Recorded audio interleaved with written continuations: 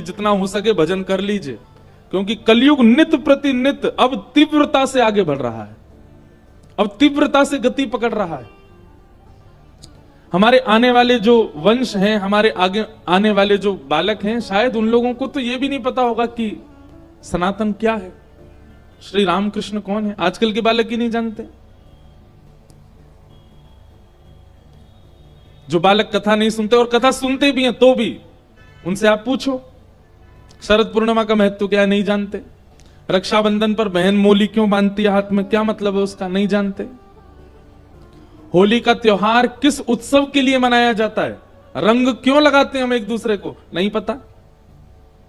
दीपावली पर लक्ष्मी गणेश की पूजा क्यों होती है, प्रभु श्री राम का आगमन उस दिन हुआ, राम जी की सेवा क्यों नहीं होती, नहीं जानते हम लोग। प्रयास कर रहे हैं इस व्यास मंच से जितना हो सके आने वाली पीढ़ी थोड़ी समझे, पर हम लोग बड़े भाग्यशाली हैं कि हमारा इस काल में जन्म हो गया कि जिस काल में कथाएं हो रही हैं, मंदिर बन रहे हैं, संत जनों के दर्शन अब भी हो रहे हैं। बोलना नहीं चाहिए, पर अब मिलावट इसमें भी होती जा रही है। कौन संत अच्छा है, कौन संत संत नहीं है, केवल बहलूपिया, यह भी समझना बड़ा मुश्किल है आजकल।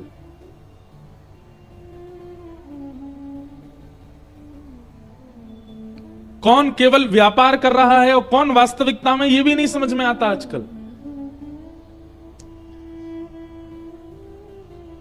जिस दिन धर्म संक्रमित हो जाएगा कलयुग से, धीरे धीरे हो गया है, जिस दिन पूर्ण रूपेण संक्रमित हो जाएगा उसी दिन घोर कलयुग प्रारंभ हो जाएगा। तो हम लोग बढ़िया हैं, उससे पहले ही निपट लेंगे संसार से, उससे पहले ही निकल जाएंगे हम लोग। तो अपना ये समय गवाइए मत, बहुत बहुमूल्य है। हम ये बात समझ गए, आप भी समझ जाओ कि मौका दिया है ठाकुर जी ने, अवसर दिया है। हर क्षण हमारा देखा जा रहा है, गिना जा रहा है। एक तरफ गिनती कर रहा है कलयुग और एक तरफ गिनती कर रहे हैं ठाकुर जी। कलयुग गिनती कर रहा है कि इसके पाप ज्यादा बढ़े तो मैं इस पर हावी हूं, और ठाकुर जी देख रहे हैं कि इसका भजन ज्यादा हो तो मैं इसको स्वीकार करूं। हमारे हाथ में है, हम अपना जीवन कहां ले जा रहे हैं। इसलिए एक वचन तो हमें दीजिए कि आपके आसपास क्षेत्र में कोई भी कथाकार आवे, कोई भी संत आवे, कोई भी कथा का क्रम हो, एक दिन की हाजिरी तो आपको लगानी ही लगानी है, जाना ही है। समय निकाल करके जाइए। वो 7 दिन सुन सको तो फिर अच्छा है, लेकिन आप सबके कार्य भी होंगे। लेकिन अब थोड़ा सा सत्संग के प्रति, धर्म के प्रति, अपने कर्तव्यों के प्रति आगे बढ़िए।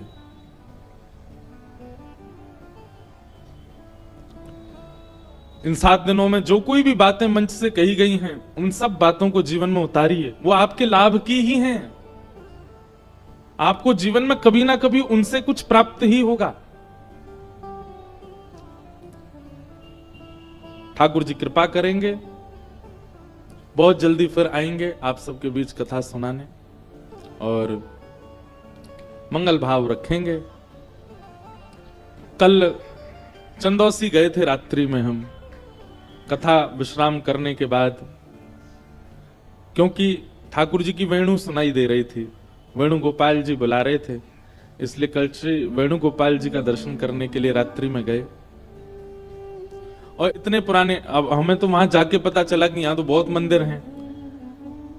मंदिर बहुत होना बड़ी बात नहीं है, पर उन मंदिरों में ठाकुर जी की नियम से विधिवत सेवा होना, वहां की ऊर्जा बता देती है कि सेवा कैसी होती है।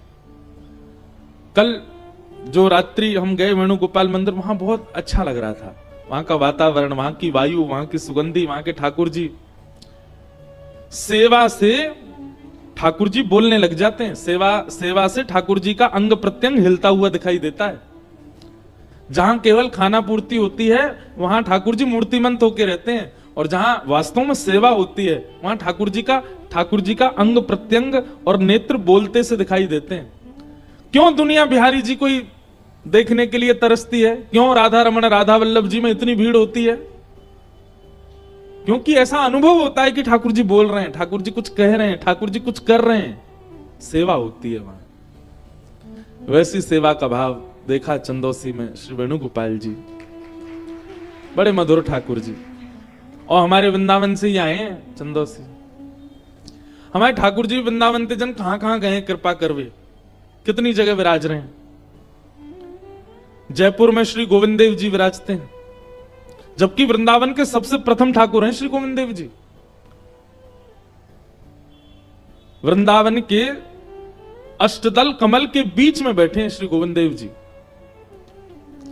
वज्रनाभ भगवान के जो परपौत्र हुए, श्री कृष्ण के परपौत्र, ठाकुर जी के लीला विश्राम के बाद 16,100 अपनी राजमाताओं को लेकर के वज्रनाभ वृंदावन आए।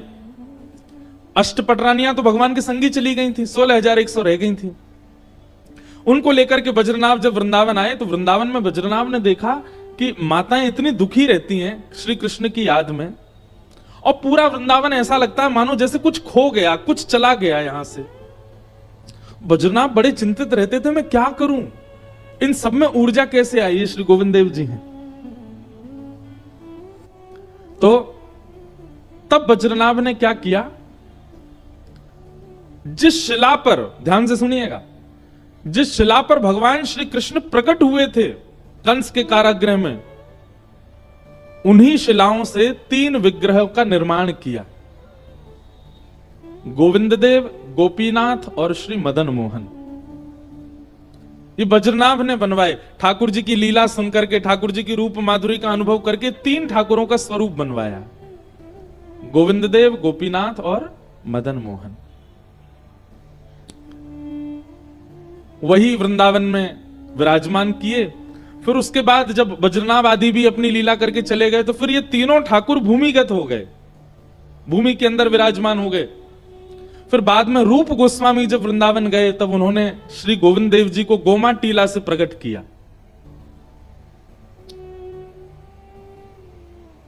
सब सुख सागर रूप उजागर रहे वृंदावन धाम, रूप गोस्वामी प्रकट कियो राधा गोविंद रूप निधान। हम लोग गाते हैं, वो जो हम अंत में गाते हैं ना, वो कोई ऐसी सामान्य नहीं है, वो साक्षात वृंदावन ही है वो पद।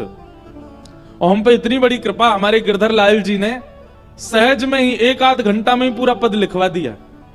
हम, हमारे प्रेम जी और हमारे एक भैया और हैं, आए नहीं हैं, सागर जी, तीनों बैठे थे गांधी धाम गुजरात में। तो 4 दिन का वहां पर वृंदावन रसामृत प्रसंग पर प्रवचन था। अब देखो, हम बड़ी निजी बात बता रहे हैं, मंच से बहुत कम बोलते हैं, लेकिन सुनो। मन में भाव था कि वृंदावन पर कुछ बोलना है 4 दिन तक। पहला दिन था, अभी कथा में गए नहीं है, तब मन में विचार किया कुछ लिखें। और अचानक मन में श्री भगवत रसिक देव जी का पद है, जहां वो सप्त निधियों का वर्णन करते हैं। प्रथम दरस गोविंद रूप के प्राण प्यारे, दूजे मदन मोहन सनातन हिय उरधारे। इस प्रकार 7 निधियों का उनका पद है श्री भगवत रसिक देव जी का। उसका चिंतन करके हमने कि यार कुछ लिखें वृंदावन के सप्त निधियों पर। वैसे साल भर बैठे रहेंगे पेन कॉपी लेके, कुछ नहीं आएगा भाव। लेकिन अचानक से चिंतन किया, लाल जी से प्रार्थना की, हे लाल जी ऐसा कोई भाव प्रकट करवाओ कि सब गाएं, सब नाचें, सब आनंदित हों। कथा 3 बजे से प्रारंभ होनी, 1 बजे की बात है, हम बैठे हैं लेके सब साज लेके, क्या लिखें। और तब एक के बाद एक, एक के बाद एक, एक के बाद एक, 1 घंटा के अंदर सारी कड़ियां बनी और ये वृंदावन प्यारो वृंदावन पद लिख दिया। तब से हमको ये लगता है ये मेरी सामर्थ्य नहीं थी, ये तो हमारे गिरधर लाल जी ने लिखवाया है। और आज वृंदावन का हर व्यक्ति गाता है, बड़े बड़े संत गाते हैं। उस पद की वर्षगांठ पर हमारी हर साल अब कथा वहीं होती है गांधी धाम में, जहां वो पद लिखा गया। और जिस घर में लिखा, जिस फ्लोर पर लिखा, वो फ्लोर खाली रहता, वहां कोई नहीं रहता, वहां पूरे फ्लोर पर ये पद ही लिखा हुआ है। जिनके घर में लिखा गया वो अपने आप को इतना भाग्यशाली मानते हैं। 7 निधियों के चित्र लगे हैं, पद लिखा है वहां लंबा सा, और वो कक्ष भी उन्होंने रखा। महाराज जी आपका ही है। मैंने कि भैया ये तो लिख गया, ठाकुर जी ने कैसे लिखवाया। लेकिन पूरे वृंदावन को प्रकट कर दिया उस पद ने। तो श्री वज्रनाभ जी ने 3 विग्रहों का निर्माण करवाया, गोविंद देव, गोपीनाथ, मदन मोहन। वे तीनों ठाकुर कुछ समय बाद वृंदावन की भूमि में ही भूमिगत हो गए। और फिर जब चैतन्य महाप्रभु की आज्ञा से श्री रूप गोस्वामी, रूप सनातन दो भाई हैं और ये बंगाल के अत्यंत धनवान परिवार के दो बालक थे, खूब धनवान थे, राजाओं के यहां इनकी खूब चलती थी। बहुत बड़ा प्रसंग है इनका। लेकिन बस हम एक बात स्पष्ट कहते हैं कथा में, और इस बात पर मोहर लगाती हैं सारी बातें कि आपके चाहने से आप ठाकुर जी के नहीं हो पाओगे। ठाकुर जी चाहेंगे तो ही आप उनके हो सकते हो। तो इसका मतलब यदि आप ठाकुर जी के हो गए हो तो इस बात से अपने कमर को थपथपा लिया करो कि ठाकुर जी ने हमको स्वीकार किया है। हम अपनी इच्छा से नहीं हो सकते इनके। ठाकुर जी आपको जब प्रेम भर के देख लेते हैं ना, तभी आपको कथा में रुचि होती है, तभी आपको वृंदावन में रुचि होती है, तभी आपको वृंदावन जाने की इच्छा होती है। रूप गोस्वामी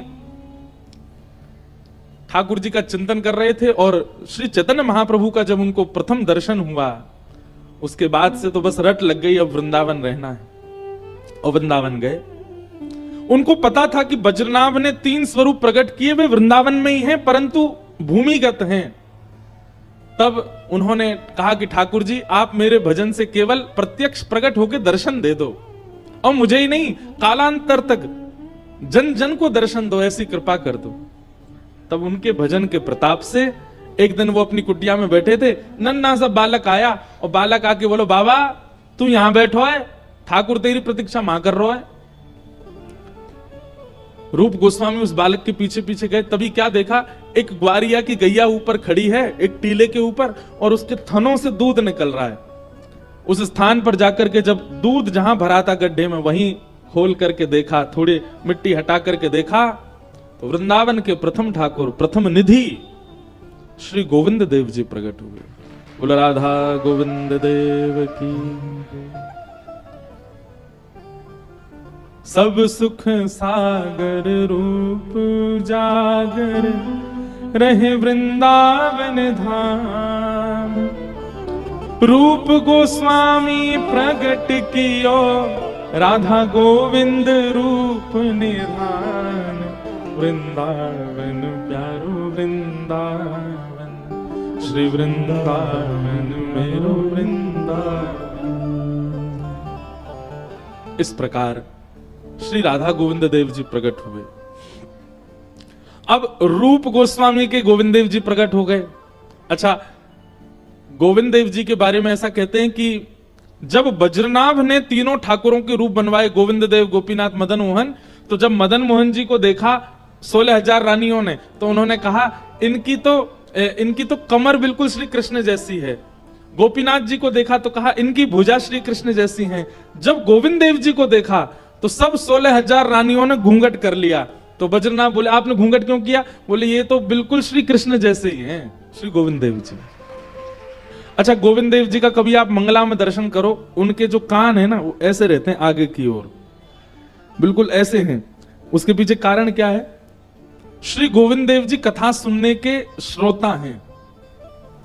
जयपुर में कभी भी आप अगर गोविंद देव जी का दर्शन करने जाओ, बहुत विशाल प्रांगण है, कोने में बैठ जाना, वो हर जगह से दिखाई देंगे। वहां बैठ करके कोई चरित्र सुनाना, वो सुनने वाले ठाकुर जी हैं। कुछ बालक हैं जयपुर में, हमारी हर साल अकिंचन होती है जयपुर में, अब तो भक्तमाल होगी हर साल। तो श्री गोविंद देव जी वहां श्रवण करते हैं। कुछ बालक हैं, वो तो उनका तो नियम हम बनवाए आए हैं, हर दिन एक बालक जाता है और भक्तमाल का एक चरित्र सुनाता है गोविंद देव जी को। एक बार की बात है, एक व्यास जी कथा कर रहे थे गोविंद देव जी के सामने, तो कुछ चरित्र हुए। उसके बाद व्यास जी बोले अब हम आगे के चरित्र जो हैं अगली बार जब आएंगे तब सुनाएंगे, बहुत ध्यान से सुनना। तो अगली बार व्यास जी आए, व्यास जी आकर के मंच पे बैठे, तो मंच पे बैठते ही उन्होंने कहा कि देखो भैया, पिछली बार हमने अंतिम चरित्र कौन से भक्त का सुनाया था, ये जो बता देगा हम तभी आगे कथा करेंगे, नहीं तो नहीं करेंगे। तो सारे श्रोता एक दूसरे का मुंह देखने लगे, बोले यार हम तो भूल गए इनने कौन सा चरित्र सुनाया था। सब आपस में चर्चा करने लगे, बात करने लगे, कोई भी नहीं बता पाया। तभी सामने मंदिर में विराजमान श्री गोविंद देव जी, प्रसाद लग रहा था तो पर्दा लगा हुआ था, पर्दा के भीतर से श्री गोविंद देव जी बोले, आप हरिराम व्यास जी का चरित्र सुना रहे थे। तब उन्होंने देखा, बोले ओहो, यहां श्रोताओं से मतलब नहीं है, ठाकुर कथा सुनता है। तब आगे चरित्र सुनाया। ऐसे श्री गोविंद देव जी। फिर रूप गोस्वामी के जब गोविंद देव जी प्रकट हो गए तो रूप के ही भाई हैं सनातन गोस्वामी, उनके मन में भाव आया, बोले जय जय, आप इनके लिए प्रकट हो गए, हमारे लिए भी हो जाओ। सनातन गोस्वामी मथुरा में यमुना जी के तट पर बैठ के भजन करते थे। एक मैया के यहां भिक्षा लेने जाते थे। उसी मैया के यहां त्रिभंग लली ठाकुर जी विराज रहे थे, वही मदन मोहन जी थे। सनातन गोस्वामी जब भिक्षा लेने जाते तो किवाड़ खोल के मैया जब देने आते, सामने ही ठाकुर जी का दर्शन होता। अब मदन मोहन जी, हम यदि ठाकुर जी को देखेंगे ना तो हम देख के चले जाएंगे, ठाकुर जी यदि हमको देख लेंगे तो हम वहीं स्थिर हो जाएंगे, हम जा नहीं पाएंगे वहां से। कभी ऐसा हो कि वृंदावन आप गए और ठाकुर जी के सामने खड़े है कि हिलवे कोई मन नहीं करे, वहां से निकलवे कोई मन नहीं करे, तो यूं ही सोचियो कि ठाकुर जी ने तुमको देख लियो, यही हमारे हिल नहीं पा रहे हो, और मंदिर में पहुंच के जावे की इच्छा है गई, निकल गए बाहर, तो यूं ही सोचियो तुम ही देख के आए, ठाकुर जी ने नहीं देखा आपको। कई दर्शनार्थी ऐसे होते हैं, घूम घूम के आते हैं, फिर से कुछ चीज पकड़ लेंगे, कहीं छुप के खड़े हो जाएंगे, हमें कोई बाहर नहीं कर दे, इसका मतलब यही है ठाकुर जी उसको देख रहे हैं। तो सनातन गोस्वामी तो ऐसे हो गए, भिक्षा लेने के बाद भी वहीं खड़े रह गए। मैया बोली बाबा जाओ, भिक्षा दे दी, अब तो जाओ, लेकिन सनातन गोस्वामी हिल नहीं पावे। अब तो वही चिंतन चलने लगा, कैसे स्वरूप, कैसा मुखमंडल, कैसे भुजा, कैसे चरण, कैसी ग्रीवा, कैसे वक्ष। अब तो सनातन गोस्वामी रोज इसी लोभ में जाते कि हमको भिक्षा मिले और हम उनका दर्शन करें। देखते देखते एक दिन सनातन गोस्वामी बोले जय जय, जब इतना प्रेम कर ही रहे हो हमसे तो फिर आ जाओ हमारे पास। और उसी रात्रि में श्री मदन मोहन जी, वो जो मैया सेवा करती थी, उनके स्वप्न में गए और स्वप्न में जाके बोले, मैया कल जब बाबा भिक्षा लेवे आवे, सुबह को भिक्षा के रूप में मोइये प्रदान कर दी। मैया बोली, मेरी सेवा से आप प्रसन्न नहीं हो? बोले नहीं, बहुत प्रसन्न हूं मैया, लेकिन तेरे तो कछु दिन ही रह गए, तो कछु दिना बाद चली जाएगी, फिर मेरी सेवा कौन करेगा? तो मैं तो पहले ही अपनी व्यवस्था कर रहा हूं, वो बाबा के पास मुंह दे दे। और अगले दिन जैसे ही वे आए, रोती विलकती मैया मदन मोहन जी को हृदय से लगा करके लेके गई और श्री सनातन गोस्वामी को प्रदान कर दिए। विहरत निस दिन कुंज गलन में, ब्रज जन मन सुख धाम, मदन मोहन को रूप निरख के, श्री मदन मोहन को रूप निरख, सनातन बलि बलि जाए, वृंदावन प्यारो वृंदावन। और सनातन गोस्वामी के साथ श्री मदन मोहन जी आए, और मदन मोहन जी तो बड़े लीला, सबसे नटखट हैं सातों में श्री मदन मोहन जी। कहां विराजते हैं? करौली राजस्थान में। ये मुगलों के आने के बाद, कई मुगल क्योंकि मंदिर तोड़ते थे, इसलिए ठाकुर राजस्थान में राजाओं के आश्रय में चले गए, इसलिए कुछ ठाकुर हमारे वृंदावन से बाहर चले गए, नहीं तो ये सातों वृंदावन में ही थे। तो श्री मदन मोहन जी को लेकर के सनातन गोस्वामी गए। इतनी सुंदर लीला आती है श्री मदन मोहन जी की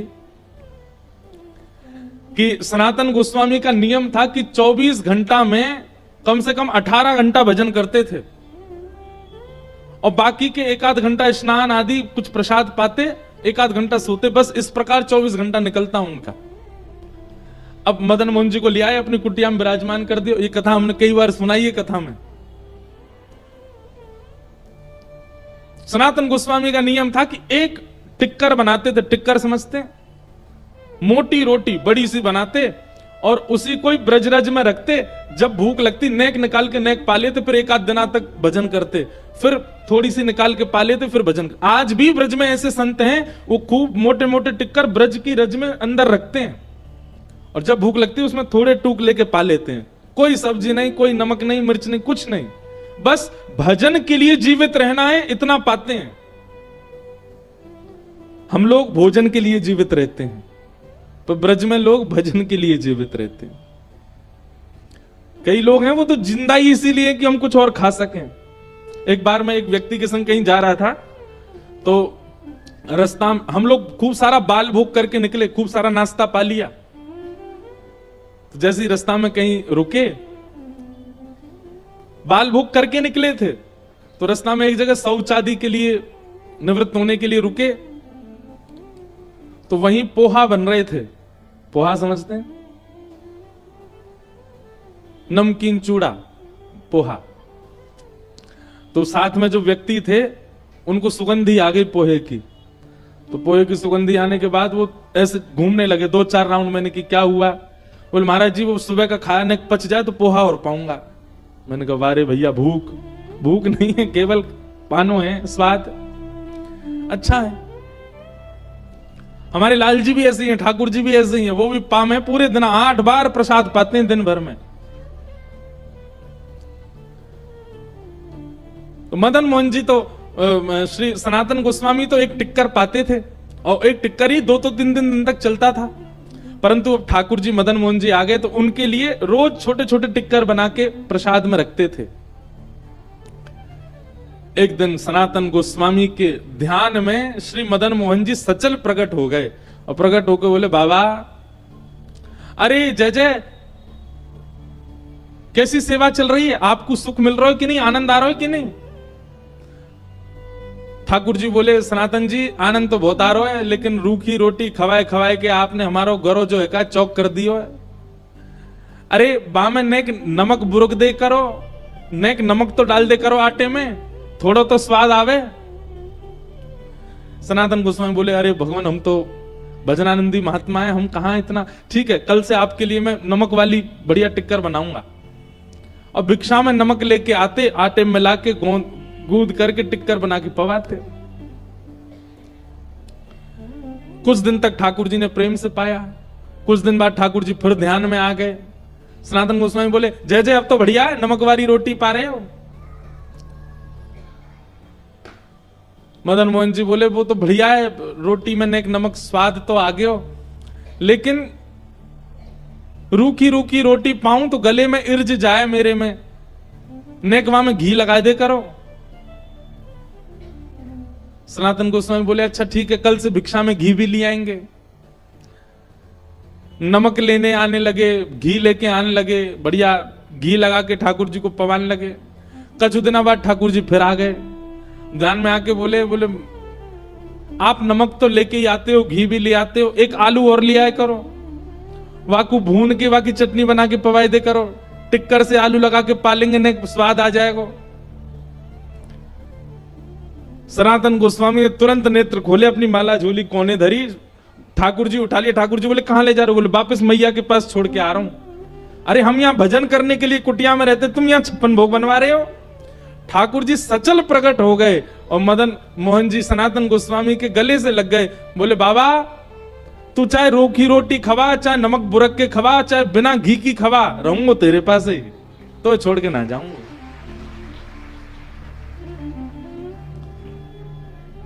ऐसे हमारे वृंदावन के दूसरे ठाकुर।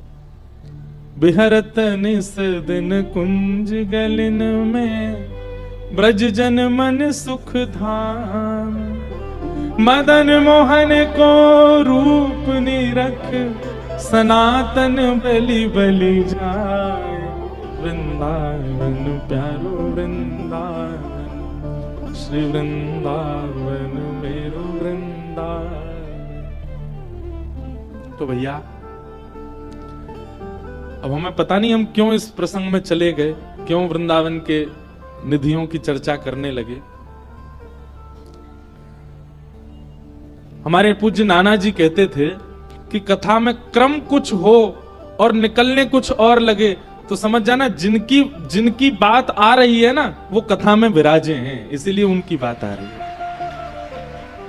और ये बात ऐसे ही नहीं मानिएगा, हम तो इस बात पर पूर्ण विश्वास करते हैं कितनी बार ऐसा होता है, सोच विचार करके कुछ बैठते हैं पर निकलने कुछ और लगता है, तो फिर अब गोवर्धन लीला सुनानी है, लेकिन कहां वृंदावन निधियों की चर्चा अपने आप ही प्रकट होने लगे। तो निश्चित ही आज हो सकता है कि इस कथा में श्री गोविंद देव जी, मदन मोहन जी और अकेले नहीं आए होंगे, सनातन और रूप गोस्वामी के संग विराज रहे होंगे, देख रहे होंगे, तभी वो प्रसंग स्मृति में आ रहे हैं।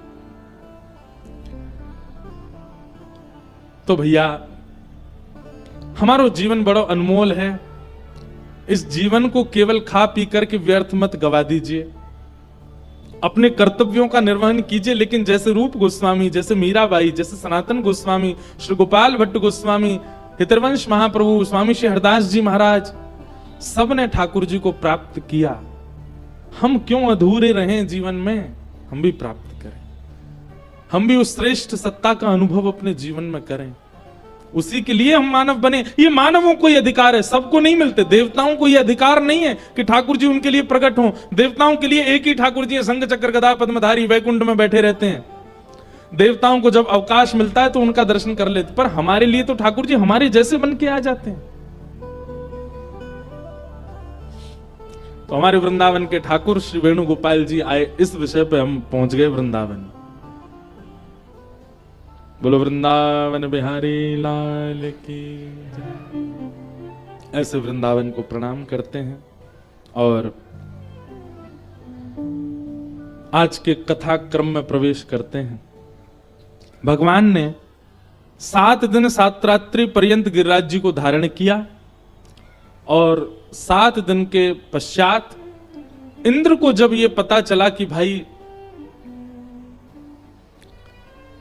ब्रजमंडल में तो धूल उड़ रही है, सब ब्रजवासी गिरिराज जी के नीचे खड़े हैं, 7 वर्ष के ठाकुर जी ने गिरिराज जी उठा रखे हैं। अच्छा एक बात मेरी सुनिएगा कि भगवान पर संशय संदेह ब्रह्मा जी को हो गया, इंद्र को हो गया, तो हम मानव कौन सी बड़ी बात है। कई बार मानवों को भी संशय हो जाता है, पर सत्संगी मानव यदि है तो उसको कभी संशय नहीं हो सकता, ठाकुर जी पर संदेह नहीं हो सकता। और कदापि संशय संदेह आपके चित्त में हो रहा है तो अपना सत्संग बढ़ाइए। एक बात याद रखिएगा, हर समस्या की एक चाबी है, सत्संग। सत्संग का मतलब केवल प्रवचन नहीं होता, बहुत सारी चीजें आती सत्संग में। सद ग्रंथों को पढ़ना भी सत्संग है, सद वस्त्रों को धारण करना भी सत्संग है, सद स्वरूप बनाना भी सत्संग है। हम लगाते तो तिलक हैं, लेकिन जेल वेल लगा करके बाल खड़े कर लें सीधे ऊपर, सत्संगी लगेंगे? कई बालक हैं वो अपने बाल ऐसे खड़े कर लेते हैं, यहां से कटवा देते हैं, बीच में खड़े रहते हैं बस सीधे, और उस पर गोल्डन कलर और करवा लेते हैं। सत्संगी व्यक्ति का इस स्वरूप नहीं है, वो तो सामान्य रहेगा, साधारण रहेगा, ज्यादा लाग लपेट नहीं आता, सम रहे।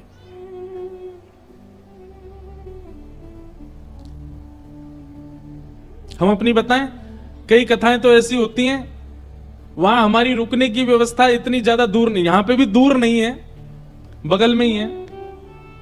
कई कथाएं ऐसी होती हैं वहां तो हम खुद ही स्कूटी चला के मंच पे आते हैं कोई गाड़ी वाड़ी है तो यहां पे मिली नहीं तो यहां पे भी स्कूटी से ही आ जाते। अभी वृंदावन में हमारी कथा 29 तारीख से, गोपनीय जगह पर कथा, उसका ज्यादा प्रचार नहीं करना क्योंकि कम जगह है, भीड़ बहुत हो जाएगी। तो वहां तो हम रोज रिक्शा में बैठ के ही जाएंगे कथा करने, और कहीं कोई हेलीकॉप्टर भेज दे तो उसमें बैठ के भी चले जाते हैं, कोई दिक्कत नहीं। जो मिले ठाकुर जी जो प्रदान करें सब स्वीकार है। हे मारा गिरधर लाल थारो नचायो नाचू रे, मारा गिरधर लाल थारो नचायो। सत्संगी को ऐसा होना चाहिए, मारा गिरधर लाल थारो नचायो नाचू रे, मारा गिरधर लाल थारो नचायो नाचू रे, मारा नट राजा थारो नचायो नाचू रे, मारा नट राजा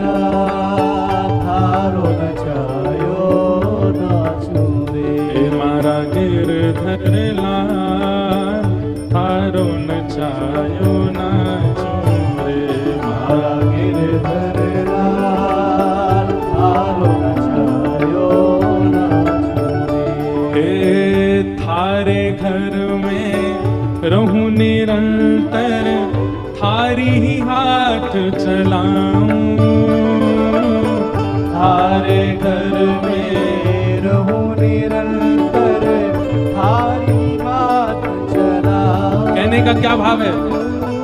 मेरे घर में ठाकुर जी नहीं रहते, मैं ठाकुर जी के घर में रहता हूं।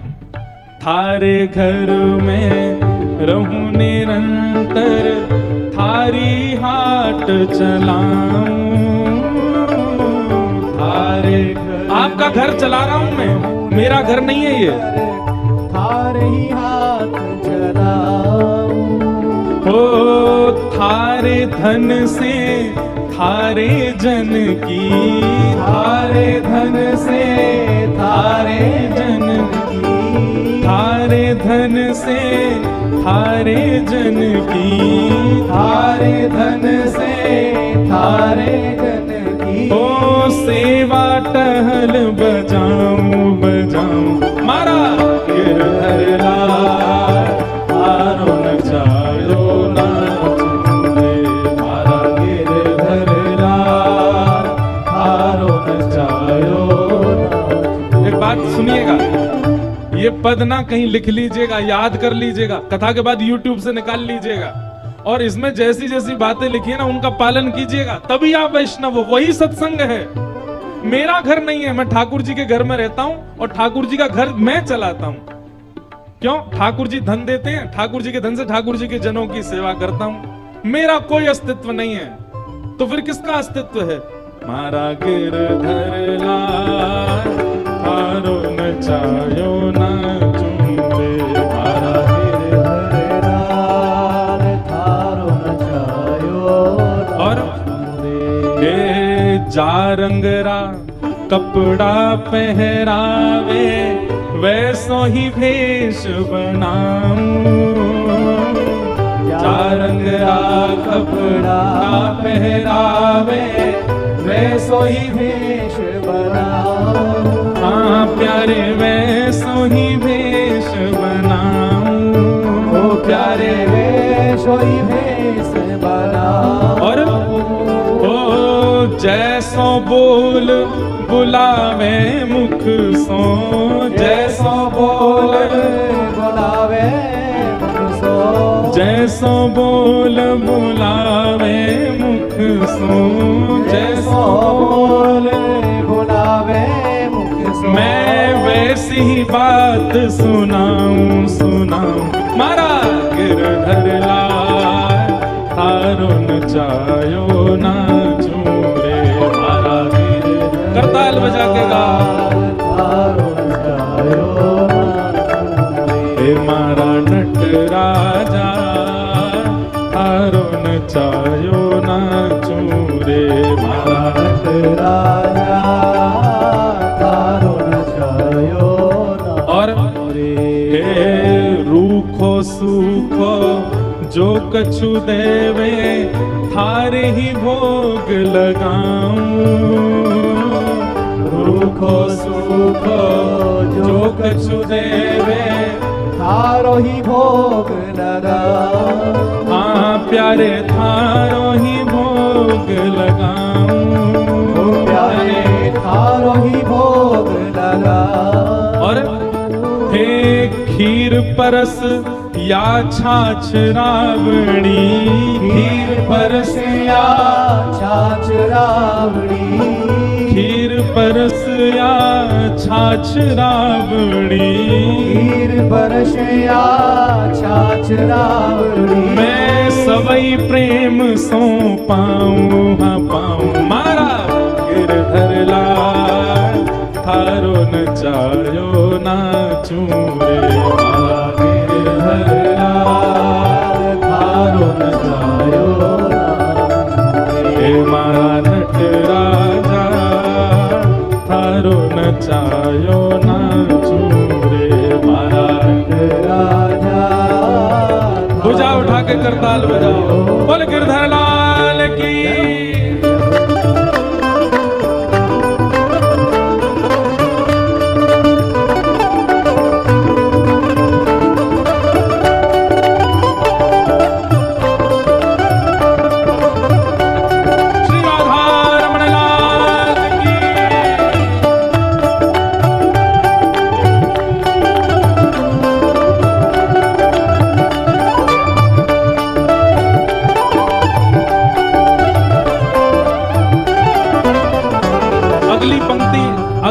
मुझे बहुत प्रिय लगती है। क्या कह रहे हैं?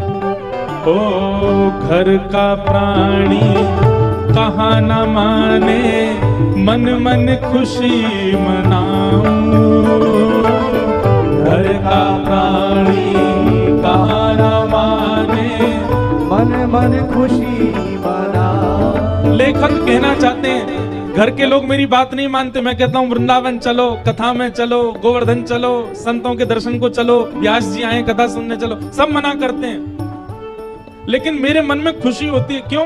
अगर ये मेरी बात मान जाएंगे तो इनसे मेरा मोह हो जाएगा, इनसे मेरी आसक्ति हो जाएगी। बढ़िया है, बात नहीं मानते तो इनसे मेरा मोह दूर ही हो रहा है। ठाकुर जी घर का प्राणी कहा न माने, मन मन खुशी मनाऊं। घर का प्राणी कहा न माने, मन मन खुशी मना। हाँ प्यारे मन मन खुशी मनाऊं। हाँ प्यारे मन मन खुशी मना। क्यों? हो थारे इस मंगल विधान में, थारे इस मंगल विधान में, ओ थारे इस मंगल विधान में, थारे इस मंगल विधान मैं काहे टांग अड़ाऊं अड़ाऊं। मारा गिरधर लाल थारो नचायो ना, मारा गिरधर लाल थारो नचायो ना छोड़ी, मारा गिरधर लाल थारो नचायो ना छोड़े।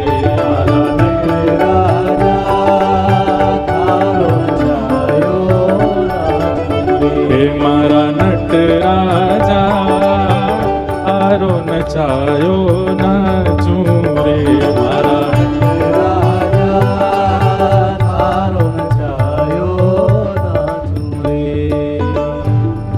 और क्या कह रहे हैं आगे? आहा, जो तू ठोकर मार गिरावे, लकड़ी जो गिर जाऊं।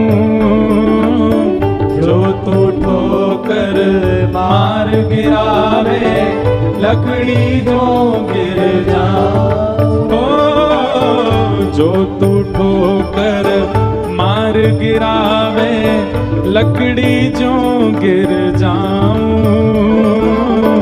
जो तू ठोकर मार गिरावे, लकड़ी जो गिर जा।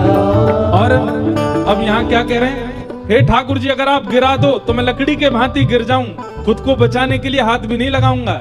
लेकिन जो तू माथे ऊपर बिठावे, जो तू माथे ऊपर बिठावे, जो तू माथे ऊपर बिठावे, जो तू माथे ऊपर बिठावे, हाँ तो भी ना शर्माऊं न माऊं। मारा गिरधर लाल थारो नचायो ना चूरे, मारा गिरधर लाल थारो नचायो ना चूरे। हे मारा गिरधर लाल थारो नचायो ना चूरे, राजा थारो नचायो। बोल गिरधर लाल की।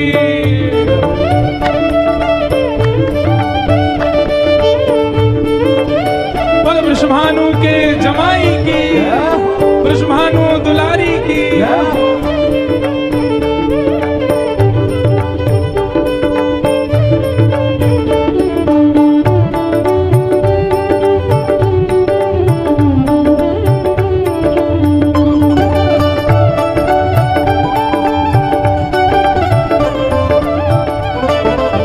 और जो तू हाँ जो तू तन को रोग लगावे, ओढ़ सिरस सो जाऊं। जो तू तन को रोग लगावे, ओढ़ सिरस सो जा। हाँ जो तू तन को रोग लगावे, ओढ़ सिरस सो जाऊं। जो तू तन को रोग लगावे, ओढ़ सिरस सो जा। और हे जो तू काल रूप बन आवे, जो तू काल रूप बन आवे, जो तू काल रूप बन आवे, जो तू काल रूप बन आवे। कितनी अच्छी बात है। हे ठाकुर जी, अगर आप तन को रोग लगाओगे तो मैं समझ जाऊंगा कि आप आज्ञा कर रहे हैं कछुदना आराम कर, खूब आराम करूंगा। लेकिन कहीं ठाकुर जी आप मेरी मृत्यु बन करके आ गए, अगर आप काल रूप में भी आ गए तो मैं आपसे डरूंगा नहीं। जो तू काल रूप बन आवे, जो तू काल रूप बन आवे, लपक गोद में जाऊं, हाँ जाऊं, मारा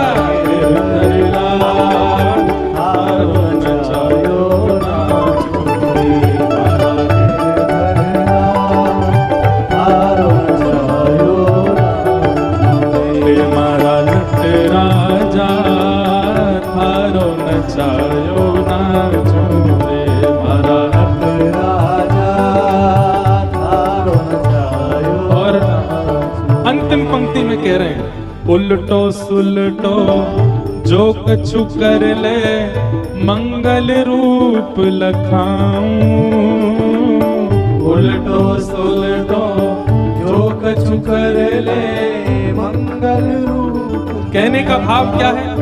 हे नाथ, आप मेरे संग अच्छा करो तो ही मैं आपको अच्छा मानूं, नहीं आप मेरे संग जो कर लो मैं आपको मंगल ही मानूंगा, मैं आपको अच्छा ही मानूंगा।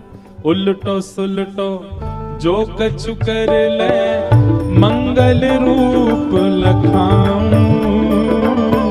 उल्टो सुलटो जो कछु कर ले, मंगल रूप। बहुत अच्छी बात है।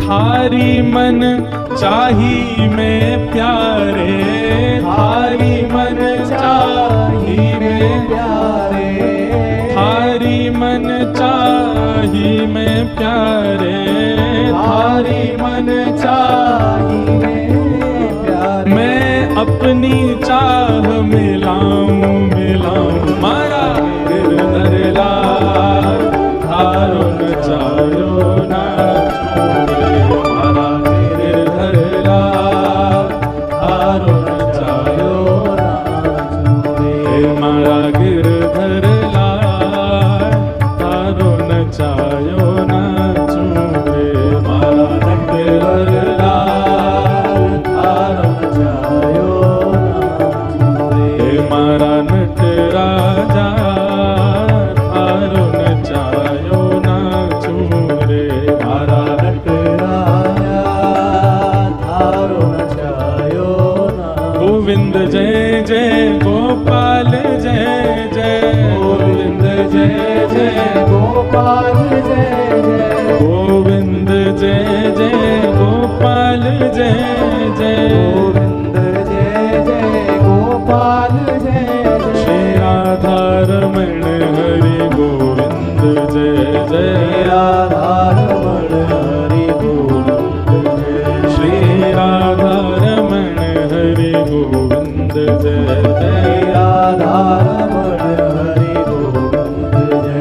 हाँ गोविंद जय जय गोपाल जय जय, गोविंद जय जय गोपाल जय जय, गोविंद जय जय गोपाल जय जय, गोविंद जय जय गोपाल जय। श्री राधा रमण हरि गोविंद जय जय, राधा रमण हरि गोविंद जय।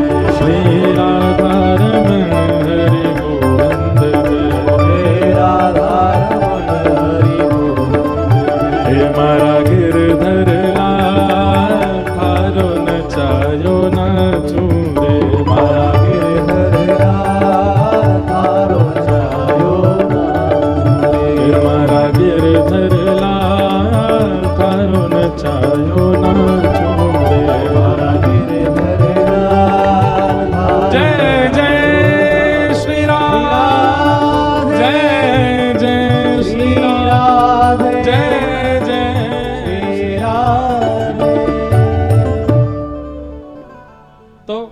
ये पद बहुत प्रिय लगता है। इसमें जो बातें हैं ना, ये वास्तविक सत्संगी व्यक्ति के लक्षण है। उल्टो सुलटो जो कछु कर ले, मंगल रूप लखाऊं। हम लोग कैसे हैं? हमारे साथ एक चीज विपरीत हो जाए, हम ठाकुर जी का रूप समझने लग जाते हैं। अरे इनमें शक्ति ना है, इनमें कछु दम ही ना है, मेरो कछु मंगल कर ही ना रहे। पर नहीं, थारे हर मंगल विधान में मैं अपनी चाह मिलाऊं मारा गिरधर लाल, थारो न चायो न चूरे मारा नट राजा, थारो न चायो न चूरे। तो भगवान ने 7 दिन तक गिरिराज धारण किए। 7 दिन बाद गिरिराज जी को पुनः विराजमान कर दिया। तत्पश्चात गायों ने भगवान का नामकरण किया गोविंद। विंद मतलब होता है रक्षक, और गौ मानी गैया। अच्छा, एक बात सुनिएगा, केवल गैयाओं की रक्षा की ही गोविंद नहीं है। गो कहते हैं इंद्रियों को। किनको कहते हैं? गो, इंद्रिय। बहुत ध्यानपूर्वक सुनिएगा। हमारे शरीर में जितनी भी इंद्रियां हैं, आंख, नाक, जीभ, त्वचा, कान, हाथ, पैर, मुख, जिनसे हमारा जीवन चलता है, जिनसे हमारे पाप या फिर पुण्य बनते हैं, ये सारी इंद्रियां हैं। इन इंद्रियों के समूह को भी गो कहते हैं, और इनके जो रक्षक हैं वो गोविंद। एक बात हमारी बहुत ध्यानपूर्वक सुनिए। हम सब जानते हैं हमारी कौन सी इंद्रिय खतरनाक है। हम सब जानते हैं हमारी कौन सी इंद्रिय ऐसी है जो परम आसक्त है संसार में। किसी की जीभ बड़ी चटोरी है, किसी के नेत्र बड़े चंचल हैं, रुकते ही नहीं है, कब बस रूप देखने में ही लगे रहते हैं। किसी के कान स्थिर नहीं रहते। हम जानते हैं हमारी कौन सी इंद्रिय हमारे वश में नहीं है। हमारी एक बात बहुत ध्यानपूर्वक सुनो, आपकी जो भी इंद्रिय आपके वश में नहीं है, वो इंद्रिय जब भी अपनी इच्छा प्रकट करती हो, उस दिन गोविंद गोविंद गोविंद गोविंद गोविंद नाम का जाप किया करो। आपकी जह भी इंद्रिय अपने आप से बाहर जाएगी, ठाकुर जी उसको अपने आप वश में कर लेंगे। जैसे मन में कोई दुर्भाव प्रकट हो रहा है, किसी के प्रति ईर्ष्या प्रकट हो रही है, किसी के प्रति ईर्ष्या का भाव आते ही नेत्र बंद करो, ठाकुर जी के मधुर रूप का दर्शन करो, गोविंद गोविंद गोविंद गोविंद। या फिर श्री कृष्ण गोविंद हरे मुरारे हे नाथ नारायण वासुदेव, श्री कृष्ण गोविंद हरे मुरारे हे नाथ नारायण वासुदेव। बार बार इसका चिंतन करो। ऐसा करने से कुछ दिनों में आपकी ईर्ष्या कम हो जाएगी।